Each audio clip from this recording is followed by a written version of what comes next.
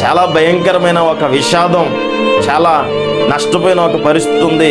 ఎవరైనా పర్సనల్గా ఫోన్ చేయండి, నేను వారికి చెప్పగలుగుతాను. ఎందుకంటే అది చాలా సమస్త మహిమ ఘనత ప్రభావములు యేసయ్యకు మాత్రమే చెల్లును గాక. Lal for Christ YouTube channel వీక్షిస్తున్న ప్రియ దేవుని బిడ్డలైన మీ అందరికీ నా ప్రత్యేకమైన వందనాలు. ఈరోజు మీ ముందుకి ఇలా వీడియోతో రావడానికి గల కారణం ఏంటంటే, థంబ్నెయిల్ మీరు చూసే ఉంటారు.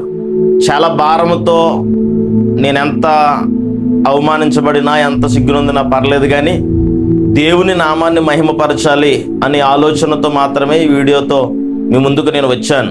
నా జీవిత సాక్ష్యం చెప్పమని చాలామంది మెసేజ్లు పెడుతున్నారు, చాలామంది ఫోన్ చేశారు. నిజంగా నా జీవిత సాక్ష్యం చెప్పాలంటే చాలా సమయం పడుతుంది. అందులో ప్రాముఖ్యంగా ప్రస్తుతం లోకంలో జరుగుతున్న పరిస్థితులు, నా ఎదుట నేను చూసిన కొన్ని సన్నివేశాలను బట్టి మీ ముందుకు ఈరోజు ఇలా సాక్ష్యం చెప్పడానికి వచ్చాను.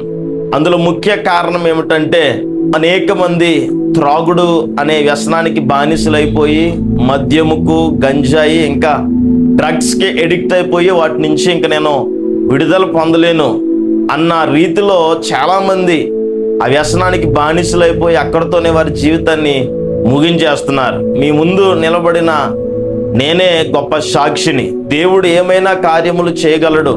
ఎటువంటి వ్యసనము నుంచైనా, ఎటువంటి పాపము నుంచైనా దేవుడు విడిపించగలడు అనడానికి గల కారణము నేనే. ఆయన దేనికైనా సమర్థుడు. ఒకప్పుడు నేను 7-8 సంవత్సరాల క్రితము భయంకరమైన త్రాగుబోతుని, మద్యమునకు వ్యసనాక్రాంతుని అయిపోయి అసలైన జీవితము ఎంత చీకటిమయంగా మారిందంటే, ఎంత పాప ఊబిలోకి నేను కూరుకుపోయానంటే, ప్రతిరోజు ఏదో ఒక అవకాశం చూసుకుని స్నేహితులతో కలిసి అల్లరి చిల్లరగా తిరుగుతూ త్రాగుడనే వ్యసనంతో నా జీవితాన్ని ముందుకు నేను కొనసాగించాను. అప్పుడు నేను అనుకునేవాడిని, త్రాగుబోతుగా ఉన్నప్పుడు లేకపోతే నేను లేనికన్నట్టు ప్రతిరోజు ఏదో ఒక అవకాశం స్నేహితులతో కలిసి పార్టీలని, లేకపోతే ఫంక్షన్లని, చాలా ప్రతిరోజు త్రాగుడికి అలవాటు పడిపోయిన వ్యక్తిని నేను. ఆ త్రాగుతున్నప్పుడు నా జీవితంలో ఎలా ఉండేదంటే, నా మట్టుకు నేను చాలా సంతోషంగా ఎంజాయ్ చేసేవాను, కానీ లోకానికి చాలా చిన్న చూపుగా, లేకపోతే గౌరవం లేని వ్యక్తిగా నన్ను లోకం చూసేది. అప్పుడు నేను అనుకునేవాడిని, ఇంకా నా ఆనందాన్ని నేను అనుభవిస్తున్నాను కదా అనుకునేవాడిని తప్ప లోకం వైపు నేను చూసేవాడిని కాదు. నన్ను బట్టి నా కుటుంబము చాలా బాధపడాల్సిన పరిస్థితులు వచ్చాయి. ఇష్టమైన రీతిలో త్రాగేసి ఇంటికి వచ్చి నా తల్లిదండ్రులను దుఃఖపెడుతూ అసలు ఎందుకు బ్రతుకుతున్నానో అర్థం కాని రీతిలో నా జీవితాన్ని నేను జీవించాను. ఎలాగుండేదంటే, పరిస్థితులు తాగడానికి ఏదో ఒక వంక, కాలేజీకి వెళ్తానని చెప్పి, లేకపోతే పలానా చోట్లకి వెళ్తానని చెప్పి, ఎక్కువ సార్లు నాకు బాగా గుర్తొచ్చే సన్నివేశాలు ఏంటంటే, బీచ్కి వెళ్ళిపోయేవాళ్ళం. సముద్రం దగ్గరికి స్నేహితులందరము కలిసి వెళ్ళి అక్కడ ఇష్టమైన రీతిలో పీకల లోతు దాకా తాగేసి ఇష్టమైన అక్కడ అల్లరి పనులు చేసేవాళ్ళం. నాకు బాగా గుర్తు, చాలా సార్లు చనిపోవలసిన పరిస్థితి నేను. కానీ దేవుడు మహాకృపను బట్టి ఇలా సాక్ష్యం చెప్పడానికి నన్ను ఇలాగా బ్రతికి ఉంచాడేమో దేవుడు. నా పరిస్థితి ఎక్కడ ఫంక్షన్ జరిగినా, ఎక్కడ పెళ్ళిళ్ళు జరిగినా, లేకపోతే ఎక్కడైనా ఏదైనా ఒక ఈవెంట్ జరుగుతుందంటే ముందు అక్కడ నేను ఉండేవాడిని. ఎలాగంటే ఫుల్గా తాగేసి అదేమైనా కానీ అక్కడ నా కళ్ళు బయలు కమ్మినట్టు, నా కళ్ళు అంతా బ్లర్ అయిపోతున్నట్టు ఎవరిని పట్టించుకునేవాని కాదు. నా ఆనందాన్ని నేను అనుభవించేవాడిని. అంతేకాదు, చాలా చోట్లకి నన్ను పురమాయించుకునేవారు. అలాగైపోయింది నా జీవితం. నేనుంటే అక్కడ సంతోషంగా ఉంటుందని, ఆనందంగా ఉంటుందని. నేను తాగడం వల్ల అనేక మంది నన్ను చూసి ఎంజాయ్ చేసేవారు, కానీ నేను ఇంకా ఆ త్రాగుడికి బానిసనైపోయిన వ్యక్తిని. అంటే ఆఖరికి త్రాగుతూ ఉండగా సమాజంలో గౌరవం లేకుండా అయిపోయింది. అంతేకాకుండా కుటుంబానికి ఎలాగా ప్రయోజనం లేని వ్యక్తిగా, ఉపయోగపడని వ్యక్తిగా మారిపోయింది. అంతేకాకుండా అనారోగ్య పరిస్థితులు, నా మట్టుకు నాకు గుర్తొస్తున్న సంఘటనలు మీకు నేను చెప్తున్నాను. హాస్పిటల్లో 2-3 సార్లు ఎక్కువ తాగేసి తినకపోవడం వల్ల కడుపులో ఆ తేడా వచ్చేసి హాస్పిటల్లో జాయిన్ చేయడం. మరలా అప్పుడు అనుకునేవాడిని ఇంకెప్పుడు నేను తాగకూడదు అనుకునేవాడిని, అంత బాధ అనుభవించేవాడిని. మరలా ఇంటికి వచ్చిన తర్వాత నా జీవితము యథావిధిగా అలాగా ఆ మద్యమునకు బానిస అయిపోయి ఎవరిప్పిస్తారా లేకపోతే ఎక్కడ తాగుదామా, ఏమి కారణం దొరుకుతుంది అనేసి అలా చూస్తూ ఉండేవాడిని. ఒక్క మాటలోనే చెప్తున్నాను, ఇంకా నా సాక్ష్యాన్ని పొడిగించట్లేదు. నా జీవితం ఎలా మారిపోయిందంటే, భూమి మీద ఎవరైనా మారతారు కానీ ఈ లాల్ అనేవాడు మాత్రం మారడరా అని నా స్నేహితులు అనుకునేవారు. వాళ్ళు అనుకోవడంలో తప్పులేదు, నాకు నేనే అనుకునేవాడిని. ఏదైనా మానతాను కానీ నా జీవితంలో ఈ త్రాగుడు అనే వ్యసనం నా జీవితంలో నేను ఇంకా విడిపింపబడలేని అనుకునేవాడిని. కానీ జీవితము ఎంత ఘోరంగా మారిపోయిందంటే, కుటుంబస్తులతో ఉండేవాడిని కాదు, స్నేహితులతోనే అల్లరి చిల్లర పనులు, ఎంత దూరమైన త్రాగేయడానికి వెళ్ళిపోయేవాళ్ళం. ఎటువంటి పరిస్థితులు అంటే, తాగేసి విచ్చలవిడి జీవితం మాట. ఎవరిని లెక్క చేసేవని కాదు, ఎవరిని గౌరవించేవని కాదు. చాలాసార్లు బైక్ మీద చాలా ర్యాష్గా తోలేసేవాడిని. ఆ త్రాగిన మత్తులో నేను కరెక్ట్గానే డ్రైవ్ చేస్తున్నాను, కరెక్ట్గానే కంట్రోల్ చేసేయగలను అన్నట్టు ఇష్టమైన రీతిలో నేను డ్రైవ్ చేస్తున్నప్పుడు నా వల్ల చాలామందికి ఎదురుగా వచ్చేవారికి చాలాసార్లు ప్రమాదాలు జరిగినాయి. కొన్ని సార్లు అయితే ఫ్రెండ్స్తో కలుస్తున్నప్పుడు ఆ బైక్ మీద నడుపుతున్నప్పుడు స్టంట్లు వేయడం ద్వారా ఒకసారి ఐచర్ వ్యాన్ గుద్దేదని. చాలాసార్లు ఇలాగ యాక్సిడెంట్స్లో నుంచి నేను పంపింపబడ్డాను. అంతేకాకుండా స్నేహితులతో కలిసి మేము ఆ బ్యాచ్ అని, మేము ఈ బ్యాచ్ అని, వాళ్ళ ఫాలోవర్స్ అని, వీళ్ళ ఫాలోవర్స్ అని గొడవలు ఎక్కువ పెట్టేసుకునే వాళ్ళం, కొట్టాటలు పెట్టుకునే వాళ్ళం. చాలా రోషంగా చాలా చెడు జీవితాన్ని నేను బ్రతికాను. నాకు ఇప్పటికీ గుర్తు, ఇక్కడ తల మీద ఒక గాయం ఉంటుంది. ఆ రోజున ఫుల్గా తాగేసి వాళ్ళు కొంతమంది, మేము కొంతమంది అయిపోయి కర్రలతో కొట్టేసుకునే పరిస్థితులు. ఇటువంటివి చాలా నా జీవితంలో నేను అనుభవించాను. భయంకరమైన రోత జీవితం, చాలా అల్లరి జీవితం. పెద్దలను అసలు గౌరవించేవాని కాదు. వాళ్ళు ఏమైనా మాట అంటే ఎటకారంగా వ్యతిరేకంగా మాట్లాడేవాడిని. రకరకాల బ్రాండ్లో ఎక్కడ తక్కువ వస్తుందంటే అక్కడికి, ఎక్కడ పార్టీ జరుగుతుంటే అక్కడికి నాకు తెలియని వాళ్ళ దగ్గర కూడా వెళ్ళిపోయి తాగేసిన రోజులున్నాయి నా జీవితంలో.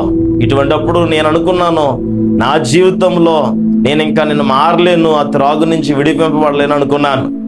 ఈ త్రాగటం ద్వారా నా జీవితంలో ఒక చాలా భయంకరమైన ఒక విషాదం, చాలా నష్టపోయిన ఒక పరిస్థితి ఉంది. ఎవరైనా పర్సనల్గా ఫోన్ చేయండి, నేను వారికి చెప్పగలుగుతాను, ఎందుకంటే అది చాలా పెద్ద సాక్ష్యం. ఇలా నా జీవితంలో కొనసాగుతూ ఉంది. అనుకోని రీతిలో దేవుడు నన్ను ఆయనలోకి ఎలా చేర్చుకున్నాడంటే, 2018వ సంవత్సరంలో నేను ఒక కంపెనీలో, ఒక ఏజెన్సీలో పనిచేస్తున్నప్పుడు నాకు తెలియకుండా నేనే జోబులోంచి ఫోన్ తీసి మా నాన్నగారికి ఫోన్ చేసి నేను బైబిల్ ట్రైనింగ్కి వెళ్తాను అన్నప్పుడు ఎంతో సంతోషించారు. ఎందుకంటే మా నాన్నగారు 4-5 సార్లు ముందు నన్ను బైబిల్ ట్రైనింగ్కి తీసుకెళ్తే 1 రోజులు 2 రోజులు నుండి మరలా తిరిగి వచ్చేసేవాడిని. చాలా చోట్లకి తీసుకెళ్లారు. కానీ నా అంతటా నేనే ఈసారి బైబిల్ ట్రైనింగ్కి వెళ్తానని చెప్పినప్పుడు వెంటనే నన్ను తీసుకెళ్లారు. ఏలూరులో మన్నా చర్చ్ జ్యోతిరాజు గారి ఆధ్వర్యంలో బైబిల్ కాలేజీలో నేను చేరాను. అక్కడికి వెళ్ళిన తర్వాత నా జీవితం అంతా చాలా అద్భుతంగా మారింది. గల కారణం ఏమిటంటే, అక్కడికి వెళ్ళిన తర్వాత 40 రోజులు ఉపవాస ప్రార్థనలు జరుగుతున్నాయి.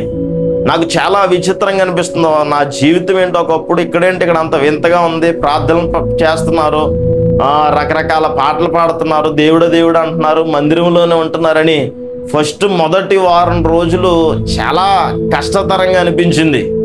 తర్వాత ఆ 40 రోజులు ఉపవాస ప్రార్థనలో ఉదయం ప్రార్థన, సాయంత్రం ప్రార్థన, మధ్యాహ్నం ప్రార్థన, అక్కడ అందరూ ఆత్మీయులతో ఉంటున్నప్పుడు నేను అలాగలాగా ఈ లోకానికి దూరంగా, త్రాగుడుకు దూరంగా ఉండి దేవునికి దగ్గరైపోయాను. ఒక్క రోజులో నా జీవితం మారింది. దానికి నేను చెప్తున్నాను, నువ్వు త్రాగుడు నుంచి విడిపింపబడలేను అనుకుంటున్నావేమో, ఈ త్రాగుడని వ్యసనాన్ని నుంచి నేను విడిపింపబడలేనని నీవు అనుకుంటున్నావేమో. నేను చెప్తున్నాను కదా, నా జీవితంలో చాలా ఎక్స్పీరియన్స్గా అనుభవించి చెప్తున్నాను, ఒకటే ఒకటి మార్గము. ఎప్పుడైతే మనకు దేవునికి దగ్గర అవుతామో మిగిలిన పాప వ్యసనాలన్నీ మనకి దూరం అయిపోతాయి. నేను అనుకున్నాను చాలా సార్లు, చేతికి కడియం వేయించుకుంటే త్రాగు నుంచి విడిపింపబడతామని, లేకపోతే కొద్ది కొద్దిగా తాగడం పక్కకి పెడదామని 2-3 రోజులు ఉండేవాడిని అంతే. మరలా 4వ రోజు నుంచి నేను కామన్ అయిపోయేవాడిని. చాలా ప్రయత్నాలు చేశాను, ఇది ఇంకా నేను త్రాగకూడదని. వాళ్ళ మీద ఒట్టేసేవాడిని, వీళ్ళ మీద ఒట్టేసేవాడిని, లేకపోతే ఇంకా వాళ్ళ ఆ మందు జోలికి నేను వెళ్ళనుకునేవాడిని. నా వల్ల అయ్యేది కాదు. కానీ నా వలన కానిది నా దేవుని వలన అయ్యింది.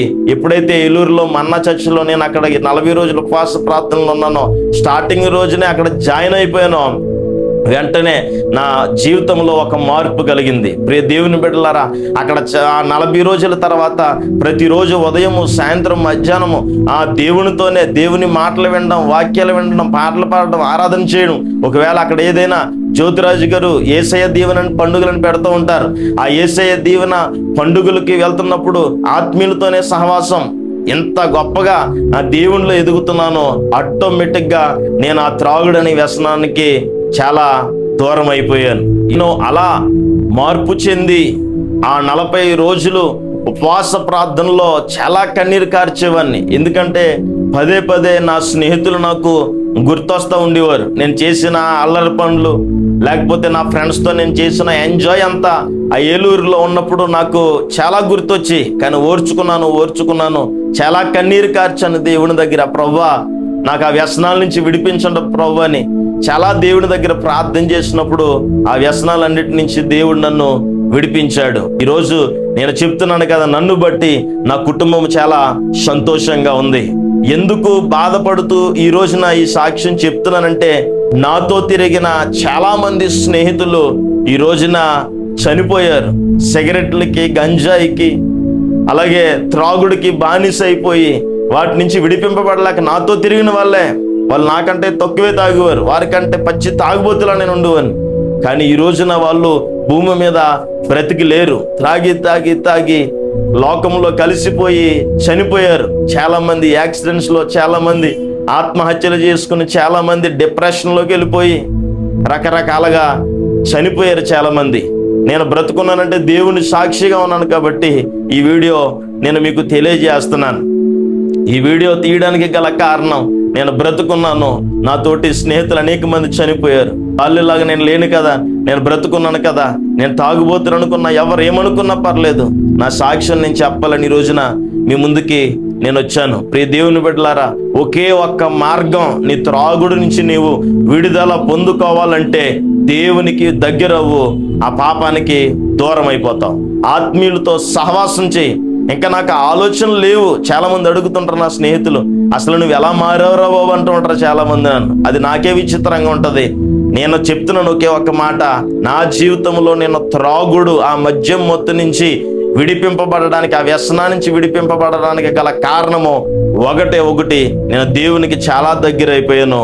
అవన్నీ నాకు దూరం అయిపోయాయి. కాబట్టి మీ దగ్గరలో ఏ మందిరం ఉందో, లేకపోతే మీరు ఏ సహవాసం కలిగి ఉన్నారో, ఏ సంఘంలో మీరు కలుస్తున్నారో, ఏదో నామకార్థంగా ఒక రోజు వెళ్ళి వచ్చేయడం కాదు. అలా వెళ్ళొచ్చేస్తే మరలా లోకంలో కలిసిపోతావు. విడిపింపబడాలంటే, దాంట్లో నుంచి సంపూర్ణంగా నువ్వు దూరం చేయబడాలంటే, ఆ వ్యసనాలను అన్నీ నీకు దూరం అయిపోవాలంటే ఒకటి చెయ్యి. దగ్గరగా దేవుని సేవకులకి దగ్గరగా ఉండు. ప్రతిరోజు ఉదయం, సాయంత్రం, మధ్యాహ్నం అవకాశం ఉన్నప్పుడల్లా ప్రార్థన చేసుకుంటూ ఉండు. ఎక్కువ బైబిల్ చదువుతూ ఉండు. ముఖ్యంగా ఆత్మీయులతో సహవాసం చేయి. మందిరానికి దగ్గరగా ఉండు. ఖచ్చితంగా నీవు ఆ వ్యసనాల నుంచి నీవు విడిపింపబడతావు. ప్రియ దేవుని బిడ్డలారా, ఎక్కడెక్కడికో వెళ్ళి నీవు నీకున్న వ్యసనాల నుంచి, ఎడిక్ట్స్ నుంచి విడిపింపబడాలని ప్రయత్నం చేస్తున్నావేమో, నువ్వు ఎక్కడికి వెళ్ళినా అది నీ వల్ల కాదు. దేవుని దగ్గరికి రా. దేవుడు మాత్రమే నీకున్న వ్యసనాల నుంచి విడిపించగలడానికి సమర్థుడు. కాబట్టి మరొకసారి చెప్తున్నాను, ఒక తాగుబోతుగా ఉన్న నేను ఈరోజు సమాజంలో దేవుడు ఒక గౌరవాన్ని నాకు అనుగ్రహించాడు. ఒకప్పుడు సమాజం నన్ను గౌరవించలేదు. ఈరోజు ఒక దేవుని సేవకుడిగా నన్ను నిలబెట్టుకున్నాడు. సమాజం నన్ను గౌరవిస్తుంది. ఒకప్పుడు నన్ను అందరూ ఇటు తాగుబోతుడని, అల్లరుడని అందరూ నన్ను దూరం చేసుకున్నారు, నన్ను దూరం పెట్టేశారు. ఈ రోజున అందరూ నాకు దగ్గర అవుతున్నారు. ప్రియ దేవుని బిడ్డలారా, దేవుని మీద ఆధారపడు. నీకున్న ఏ వ్యసనము నుంచి అయినా ఆయన విడిపించగలడానికి సమర్థుడు. ఒకే ఒక కారణం, ఏదో మాయా మంత్రం ఏమీ కాదు, ఏం మ్యాజిక్ కాదు. నా జీవితంలో జరిగింది ఒకటి, నేను దేవునికి చాలా దగ్గర అయిపోయాను, అవన్నీ నాకు దూరం అయిపోయినాయి. కాబట్టి ప్రియ దేవుని బిడ్డలారా, ఒకే ఒక్క మాట మరొక్కసారి పదే పదే చెప్తున్నాను. ఆత్మీయులతో, అలాగే మందిరానికి, సేవకులకి, ఇంకను దేవుని వాక్యానికి దగ్గరగా ఉండండి. ఖచ్చితంగా మీరు ఆ త్రాగుడు నుంచి విడుదల పొందుకుంటారు. చిన్న ప్రార్థన చేసుకుందాం. అందరు కండ్లు మూసుకోండి. పరిశుద్ధుడా, ప్రేమగల తండ్రి, మీకు వందనాలు, స్తోత్రాలు, స్తుతులు చెల్లించుకున్నాం నాయన.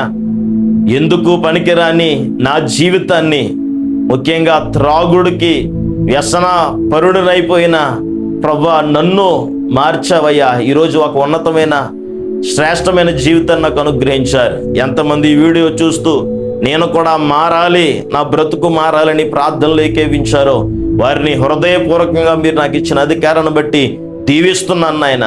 సహాయం చేయండి. వారికున్న ప్రతి విధమైన చెడు వ్యసనాల నుంచి విడిపించి ప్రభువా, ఉన్నతమైన రీతిలో వారిని ఆశీర్వదించమని యేసు నామమున అడుగుచున్నాను తండ్రి.